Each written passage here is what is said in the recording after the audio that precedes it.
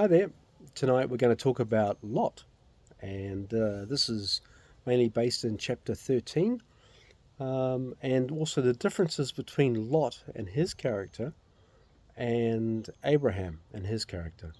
So when they come out of Egypt, Abraham, who's got a lot of wealth and things and possessions that was given to him because of his wife Sarah, he is given this, but he's sharing this with Lot.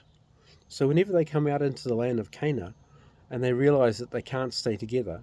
And Abraham comes to Lot. He's so gracious. Please let there be no strife between you and me, and between my herdsmen and your herdsmen, for we are brethren or family. Do is not the whole land before you? Please separate from me. If you take the left, then I'll go to the right. Or if you go to the right, then I'll go to the left. So this is Abraham being incredibly generous and open here. Now, what Lot's response should have been in nearly every instance, because Abraham is the patriarch, he should have gone, "Hey, thanks so much, Abraham. It was really kind of you to to offer me the first choice. But no, I appreciate it. But you really need to take first choice because you're the leader. You're in charge. You're the patriarch." He didn't do that. What does Lot do? It says that he lifted his eyes and saw the plain of Jordan. He saw that it was well watered everywhere. Remember, this is before Sodom and Gomorrah destroyed. He says it looked like the Garden of Eden, like the land of Egypt as you go towards Zoar. In other words, this is a beautiful, fertile plain. And he literally in the original Hebrew, it says that his eyes lingered. There's almost like a, whoa, look how beautiful and amazing that is. And he let it get to him. And he chose, it says in verse 11, then Lot chose for himself all the plain of Jordan, and he journeyed east. And they separated from each other. And what's very interesting is after that, Abraham dwelt in the land of Canaan, and Lot dwelt in the cities of the plain, and pitched his tent near to Sodom. And then there's this verse, it says, but the men of Sodom were exceedingly wicked and sinful against the Lord.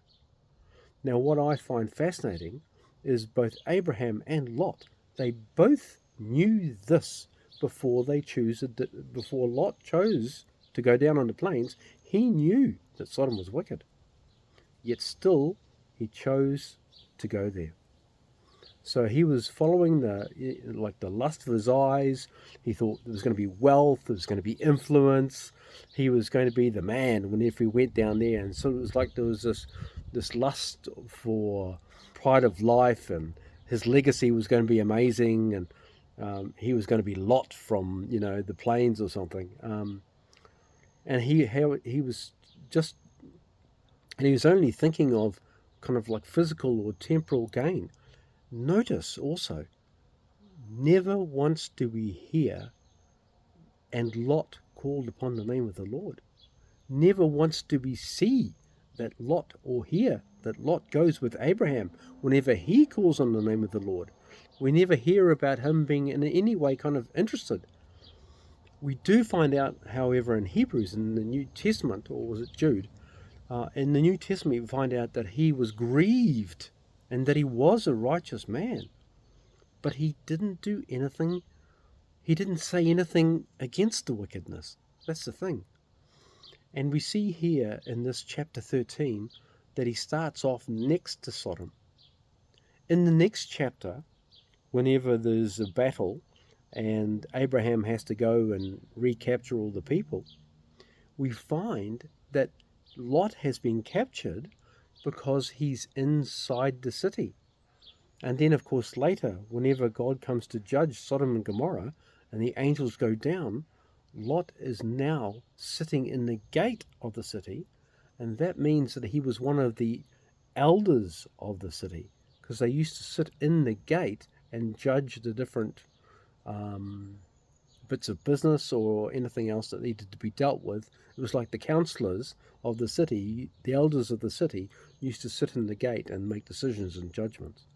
So Lot has gone all that way, and at the same time, he's become more desensitized to the evil and the wickedness around him. I think that's just, yeah, very sad, but we'll stop it there.